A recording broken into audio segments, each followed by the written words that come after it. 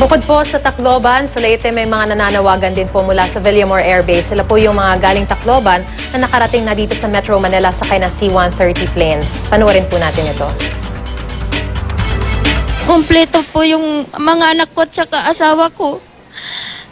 Sa kuya ko po, ate, huwag kayong mabibigla. Bina, huwag kang mabibigla. Intoy, huwag kang mabibigla. Si Budoy wala na, patay na siya.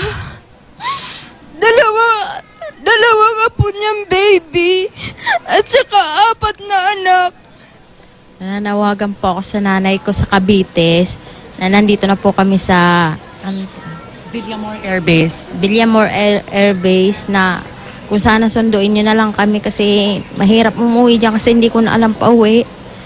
Nananawagan po ako sa kapatid ko, sa mga kapatid ko, kina Yuli, Banji, at saka Delia, at saka pamangkin si Ken, sa Antipolo. Pumunta po kayo dito sa Villamor Air Base, nandito po kami. Kararating pa namin, no, kaninang alas 2 ng madaling araw.